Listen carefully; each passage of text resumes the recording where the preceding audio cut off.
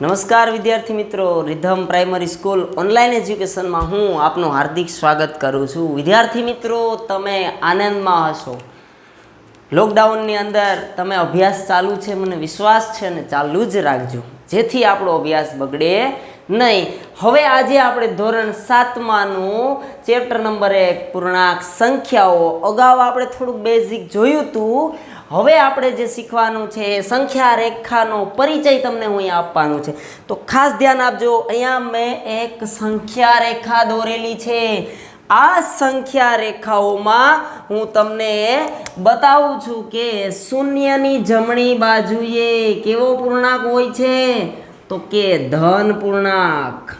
ધ્યાન આપજો વિદ્યાર્થી મિત્રો। અને શૂન્યની ડાબી બાજુએ કેવો પૂર્ણાંક હોય છે, ઋણ પૂર્ણાંક। આ શૂન્ય છે ને વિદ્યાર્થી મિત્રો તટસ્થ છે, કેવો છે, તટસ્થ। હવે એનું હું એક એક્ઝામ્પલ તમને આપી દઉં।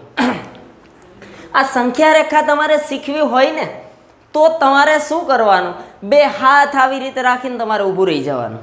ઓકે, આ બે હાથ, એમાં જે તમારો ડાબો હાથ છે એને ઋણ પૂર્ણાંક અને જે તમારો જમણો હાથ છે એને તમારે ધન પૂર્ણાંક સમજવાનું।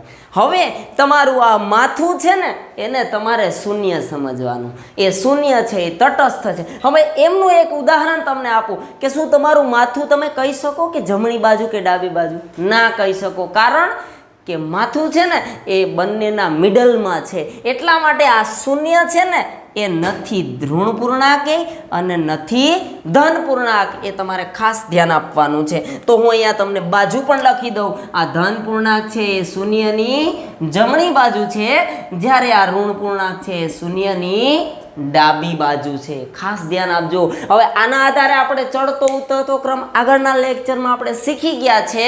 હવે આપણે જે શીખવાનું છે, પહેલો ટોપિક આવ્યો છે આપણો પૂર્ણાંક સંખ્યાઓ। તો પહેલો ટોપિક તમે નોંધતા જજો, તમારી પાસે બુક રાખવાની છે, પેન રાખવાની છે। અહીંયા હું જે ટોપિક તમને શીખવું છું એ ટોપિક તમારે લખતો જવાનો છે। તો પહેલો ટોપિક આપણો આવશે કે ભાઈ પૂર્ણાંક સંખ્યામાં ધન પૂર્ણાંક, ઋણ પૂર્ણાંક અને શૂન્યનો સમાવેશ થાય છે।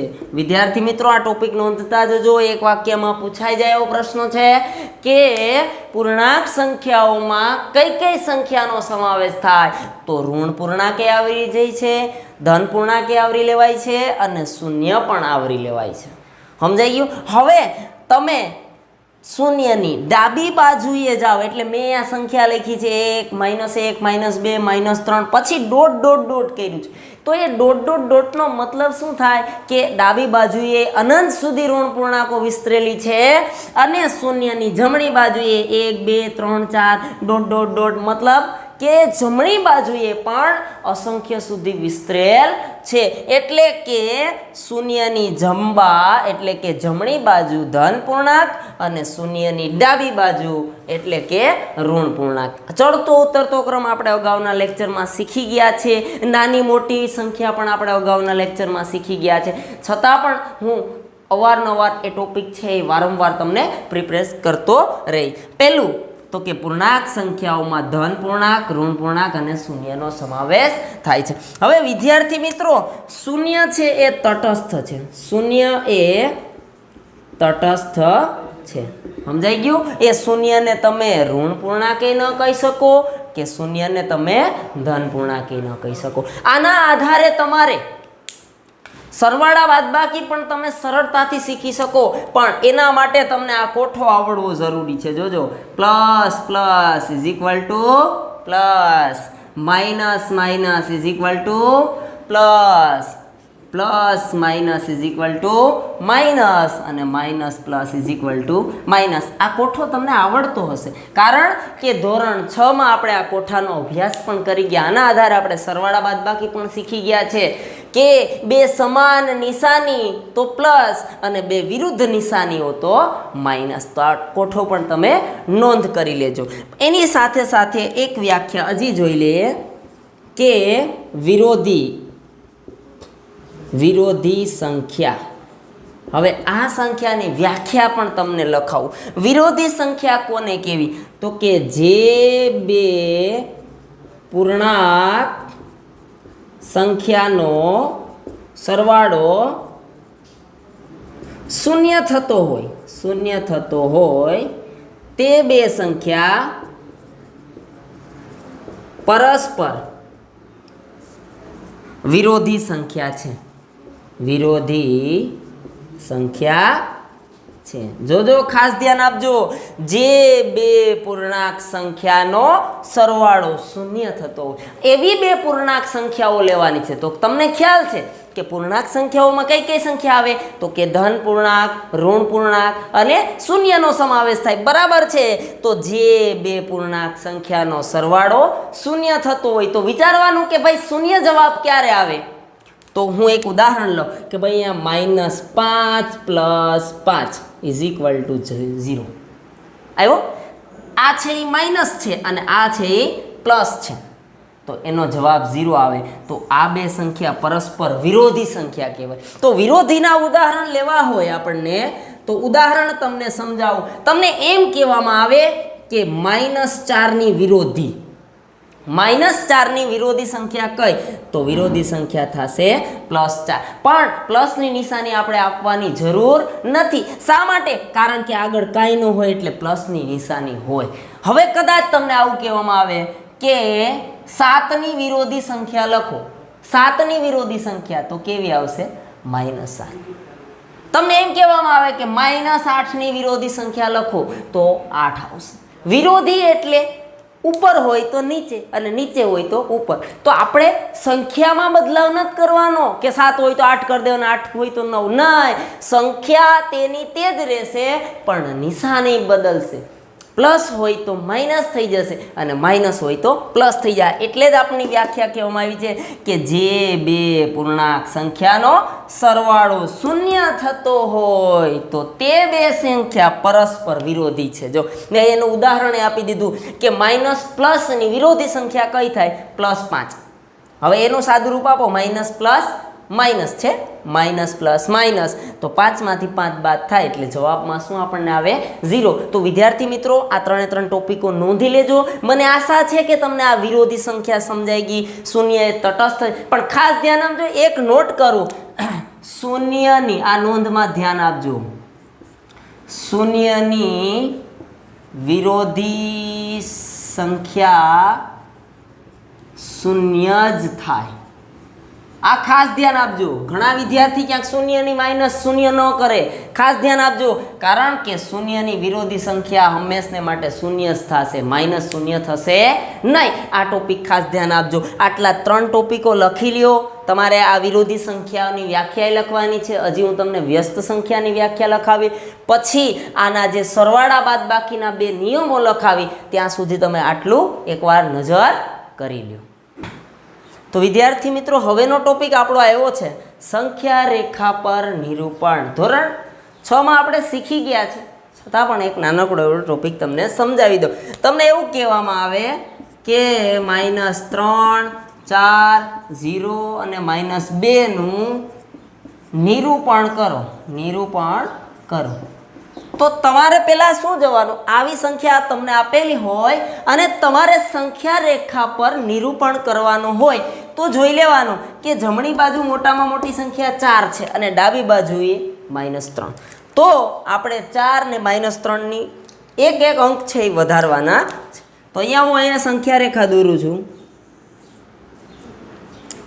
એમાં શૂન્ય તટસ્થ, જમણી બાજુ ધન પૂર્ણાંક 1, 2, 3, 4 અને એક વધારે સંખ્યા લઈ લો 5.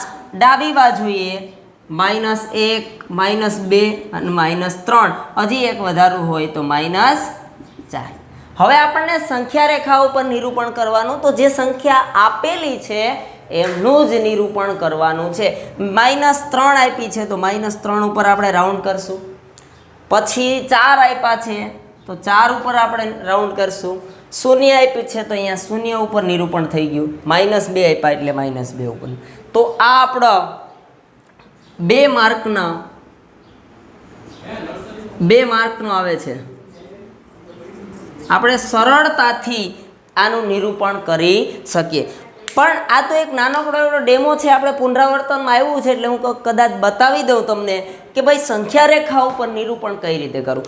હવે પછીનો ટોપિક આપણો આવ્યો છે વિદ્યાર્થી મિત્રો, સંખ્યા રેખા પર આપણે કઈ રીતે એના સરવાળા બાદબાકી કરવા, તો એનો ડેમો હું તમને અહીંયા આપું. તો જરા તમે જોજો કઈ રીતે છે. સંખ્યા રેખાના આધારે આપણે સરવાળા બાદબાકી કઈ રીતે કરવા, તો ખાસ ધ્યાન આપજો.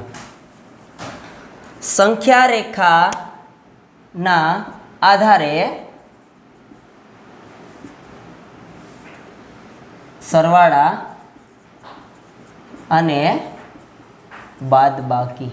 સંખ્યા રેખાને આધારે તો જોજો, પહેલો નિયમ છે કે જો ધન પૂર્ણાંક ઉમેરવા માટે જમણી બાજુએ જબા ખસવું પડે. ખસવું એટલે ખબર ને, આગળ ચાલવું પડે એમ. અને બીજો, જો ઋણ પૂર્ણાંક ઉમેરવા માટે ડાબા યાની કે ડાબી બાજુ ખસવું પડે. આ બે આધારે આપણે અમુક ઉદાહરણો અહીંયા જોશું. એ પહેલાં હું અહીંયા એક નાની સંખ્યા રેખા દોરી દઉં. જોજો, અહીંયા આપ્યો છે 0, અહીંયા 1, અહીંયા 2, અહીંયા 3, અહીંયા 4, અહીંયા 5. તમને ખબર પડી ગઈ. આ છે એ જબા છે, યાની કે જમણી બાજુ જે ધન પૂર્ણાંકો છે. આ છે એ ડાબા છે, યાની કે ડાબી બાજુ જે આપણા ઋણ પૂર્ણાંક છે, -1, -2, -3, -4. હવે આપણે આના આધારે અમુક ઉદાહરણો લઈએ. ધ્યાન આપજો. ઉદાહરણ કે જો ધન પૂર્ણાંક ઉમેરો એટલે પ્લસ. સમજાઈ ગયું? અત્યારે ઉમેરવાના આવ્યા છે, પછી આપણે બાદ કરવા માટેના જશું. તો વિદ્યાર્થી મિત્રો, હવે આપણે જે શીખવાનું છે એ સંખ્યા રેખાની મદદથી સરવાળા બાદબાકી. સંખ્યા રેખાની મદદથી સરવાળા, અત્યારે સરવાળા જ રાખો, પછી આપણે બાદબાકીનું ટોપિક રાખીએ. એના બે નિયમો છે, ધ્યાન આપજો, લખતા જાજો. તમારી હારે બુક છે, પેન છે, લખતા જાજો. જો ધન પૂર્ણાંક ઉમેરવા, સરવાળાનું કીધું એટલે ઉમેરવા આવ્યું. અત્યારે સરવાળાની, પછી નેક્સ્ટ ટાઈમ બાદબાકી. જો ધન પૂર્ણાંક ઉમેરવા માટે જમણી બાજુ ખસવું પડે. અને બીજો ટોપિક, જો ઋણ પૂર્ણાંક ઉમેરવા માટે કઈ બાજુ ખસવું પડે? તમે બધા જાણો છો, ડાબી બાજુ ખસવું પડે. આ બે ટોપિક ઉમેરવા માટેના નિયમો યાદ રાખજો, ધન પૂર્ણાંક અને ઋણ પૂર્ણાંક. તો વિદ્યાર્થી મિત્રો, આ બે ટોપિકના આધારે આપણે અમુક ઉદાહરણો જોઈએ કે એક સંખ્યા રેખા. પહેલાં કે આપણે ઉદાહરણ લઈએ કે ભાઈ અહીંયા તમને ઉદાહરણ આપ્યું ધન પૂર્ણાંક ઉમેરવા માટે. તમને એમ કહેવામાં આવે કે 4 + 5, તો જવાબ કેટલો આવે? તો તમને બધાને ખબર જ છે કે ભાઈ આ તો 9 જ આવે. પણ સંખ્યા રેખાની મદદથી આપણે શીખવાનું છે. તો અહીંયા હું એક સંખ્યા રેખા દોરી દઉં. સંખ્યા રેખામાં ઋણ પૂર્ણાંક આપ્યા નથી એટલે ઋણ પૂર્ણાંક દર્શાવો, નહીં તો હાલે, પણ અમુક એકાદો ટોપિક દર્શાવી દેવાનો. 1, 2, 3, 4, 5, 6, 7, 8, 9 એમ તમે અનંત સુધી લઈ શકો. હવે સંખ્યા રેખા પર સરવાળા કરવા તો આપણો નિયમ છે, આ બે કેવા પૂર્ણાંકો છે? તો કે ધન પૂર્ણાંક. પ્રોસેસ કઈ છે?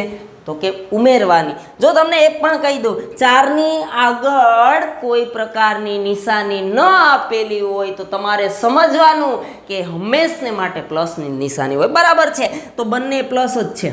રેડી? હવે કોના ઉપર બેસવાનું છે? તો કે 4 ઉપર બેસવાનું છે. ચાલો આપણે બેસી ગયા.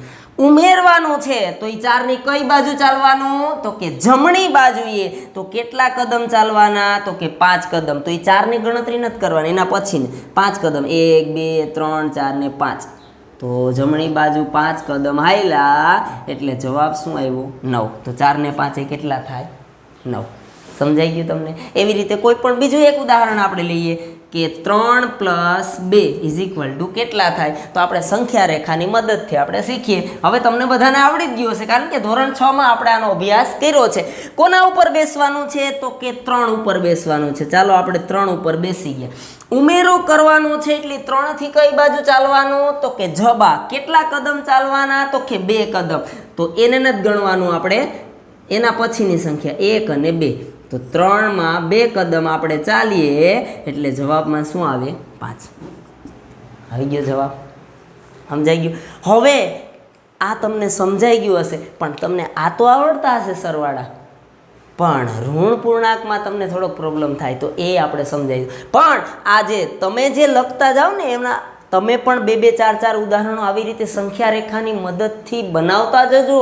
તમને આવડતું જશે અને કમ્પ્લીટ થતું જશે. હવે જોઈએ આપણે આગળનો ટોપિક, એના આગળના ટોપિક ઉપર જઈએ. કયો?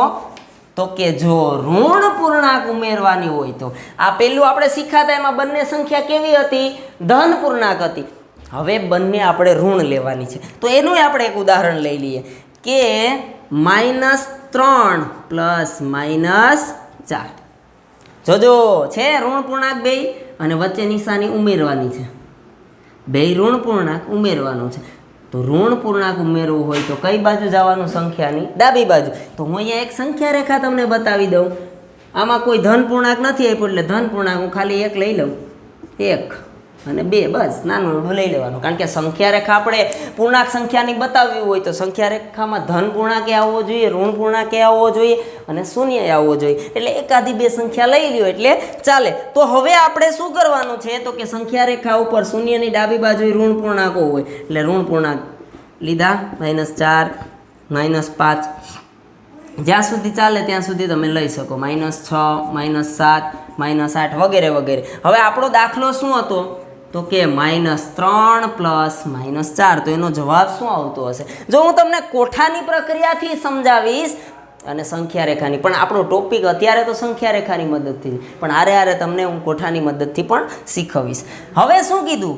ઋણ પૂર્ણાંક છે 2 અને ઉમેરો કરવાનો છે તો સંખ્યાની કઈ બાજુ જવાનું? ડાબી બાજુ. કોના ઉપર બેસવાનું છે? તો કે -3 ઉપર. ચાલો આપણે -3 ઉપર બેઠા છે.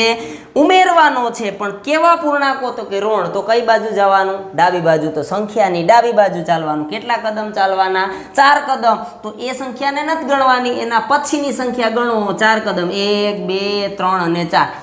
આપણે 4 કદમ ડાબી બાજુ ચાલીએ એટલે -7 ઉપર આવે. તો આનો જવાબ એ -7 જ આવતો હશે. આવી ગયો ભાઈ? હજી એક ડેમો તમે લઈએ. ફરી એકવાર તમને આને આજ રિવાઇન્ડ કરી દઉં કે -3 આપ્યા છે અને -4 આપ્યા છે. બંનેનો શું કરવાનો છે? તો કે ઉમેરો કરવાનો છે. તો આપણો અહીં નિયમ આપ્યો કે જો ઋણ પૂર્ણાંક ઉમેરવા હોય તો ડાબી બાજુ ખસું. એટલે અહીંયા આપણને -3 આપી છે એટલે આપણે -3 ઉપર ઊભા છે. હવે ઉમેરો કરવાનો છે તો સંખ્યાની ડાબી બાજુ, જે સંખ્યા છે એની ડાબી બાજુ 4 કદમ ચાલો એટલે તે સંખ્યા નથી ગણવાની.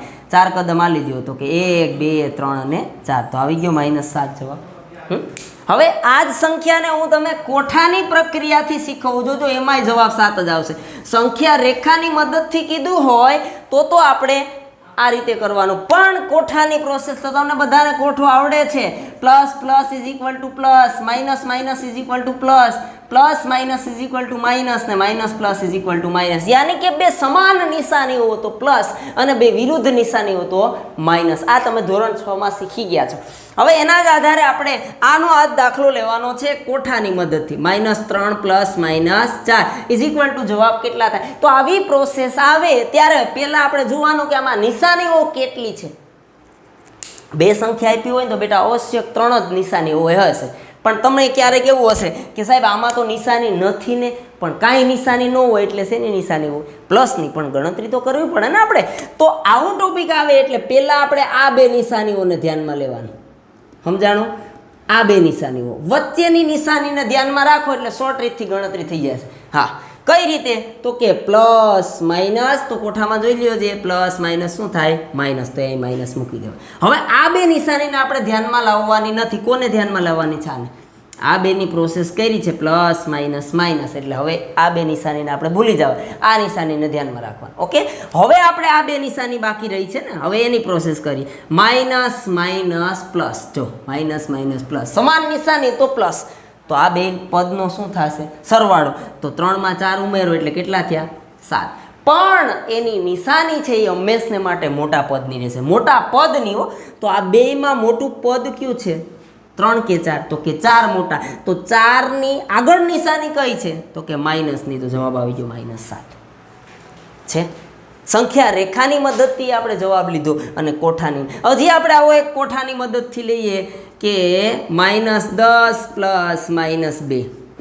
હવે તમને ફટાફટ આવડે છે. પહેલાં શું કરવાનું તો કે વચ્ચેની નિશાનીઓ પ્લસ માઇનસ માઇનસ, હવે આ નિશાનીને ભૂલી જવાનું, આને ધ્યાન આપવાનું. માઇનસ માઇનસ પ્લસ એટલે આ બંને પદોનો સરવાળો, એટલે 10 ને 2 12. જો નિશાનીમાં ભૂલ ખાઈ ગયા તોય રોંગ થશે હો. અને આ બંને પદમાં મોટું પદ કયું છે તો કે 10. 10 ની આગળ નિશાની શેની છે તો કે માઇનસ આવી ગયું. હજી એક આપણે ડેમો લઈ લઈએ. -4 plus -1 plus minus minus minus minus plus, 4 ને 1 5, મોટા પદની નિશાની લ્યો. પૂરું સમજાઈ ગયું ને. તો હજી એક સંખ્યા રેખાની મદદથી, આ તો આપણે 2-3 ઉદાહરણો કોઠાની મદદથી લીધા, હજી આપણે એકાદો ઉદાહરણ સંખ્યા રેખા ઉપર લઈએ. જો કઈ રીતે લેવો એ ખાસ ધ્યાન આપજો. આ કોઠો યારે લખતા જજો. હવે તમને કોઈ એમ કહેવામાં આવે કે -2 પ્લસ -7 સંખ્યા રેખાની મદદથી સરવાળો કરો એવું કે, તો આપણો નિયમ યાદ રાખવાનો, બે ઋણ પૂર્ણાંક છે તો આપણો નિયમ છે ને, જો ઋણ પૂર્ણાંક અને વચ્ચે નિશાની પ્લસની, તો જો બે ઋણ પૂર્ણાંક એટલે કે જો ઋણ પૂર્ણાંક ઉમેરવો હોય તો કઈ બાજુ ખસવાનું ડાબી બાજુ, એટલે આપણે સંખ્યા રેખા પહેલાં દોર લેવાની. ધન પૂર્ણાંક આપ્યા નથી પણ બતાવવા પડે, 0 1 અને 2 બતાવી દો તો હાલે. -1 -2 -3 -4 -5 -6 વગેરે વગેરે આગળ સુધી તમે લેતા જાઓ ચાલે. -7 -8 -9 -10 ત્યાં સુધી લેવું હોય ત્યાં સુધી, કારણ કે ઋણ પૂર્ણાંક એ ડાબી બાજુ અનંત સુધી વિસ્તરેલો છે. હવે આપણને શું કીધું છે કે -2 પ્લસ -7, યાની કે આપણે બેસવાનું કોના ઉપર છે તો કે -2 ઉપર, એટલે આપણે અહીંયા -2 ઉપર બેઠા બેસી ગયા. જો ઋણ પૂર્ણાંક ઉમેરવાનો, બે ઋણ પૂર્ણાંક છે ને વચ્ચે નિશાની પ્લસની છે એટલે ઉમેરો કરવાનો, તો ડાબી બાજુ ખસવાનું. તો તે સંખ્યાની ડાબી બાજુ કેટલા કદમ ચાલવાના તો કે 7 કદમ. એને આપણે ગણવાનો નથી, એના વગરના 7 ગણી લો. 1 2 3 4 5 6 ને 7, જવાબ આવશે -9. 7 કદમ ચાલ્યા એટલે જવાબ આવ્યો -9. આ કોઠા વગર સંખ્યા રેખાની. અને કોઠાની પ્રોસેસ કરીએ તોય જો જવાબ એ જ આવશે.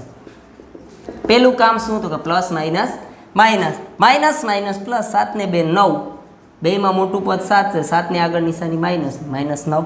સંખ્યા રેખાની મદદથી -9 આવશે ને કોઠાની મદદથી. તો આવા ને આવા દાખલા વિદ્યાર્થી મિત્રો તમે 5-6 સંખ્યા રેખાની મદદથી કરવાના છે, અને કોઠાની મદદથી તમારે 4 થી 5 ઉદાહરણો તમારી જાતે ગણવાના છે ને તમારા વાલીને બતાવવાના કે અમે આ વિડીયો જોયો છે એના ઉપરથી અમે આટલું શીખ્યા. તો હજી તો આપણે હું સરવાળાની પ્રોસેસ શીખ્યા. જો ધન પૂર્ણાંક ઉમેરવા માટે જબા ખસવું પડે, જો ઋણ પૂર્ણાંક ઉમેરવા માટે ડાબા ખસવું પડે. હવે આપણે આવશે બાદબાકીના.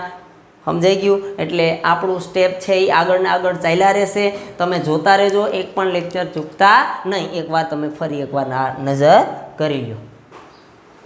તો વિદ્યાર્થી મિત્રો હવે પછીનો ટોપિક આવશે કે પૂર્ણાંક સંખ્યાઓના સરવાળા અને બાદબાકીના ગુણધર્મમાં, એમાં બધું આવરી લેવાશે. સમજાઈ ગયું? એટલે ગુણધર્મ આપણે શીખવાનો છે. એ ગુણધર્મમાં ક્રમનો આવશે, જૂથનો આવશે, આવા બધા ગુણધર્મનો અભ્યાસ કરશું. સવૃત્તતા છે કે નહીં એનો પણ અભ્યાસ કરશું.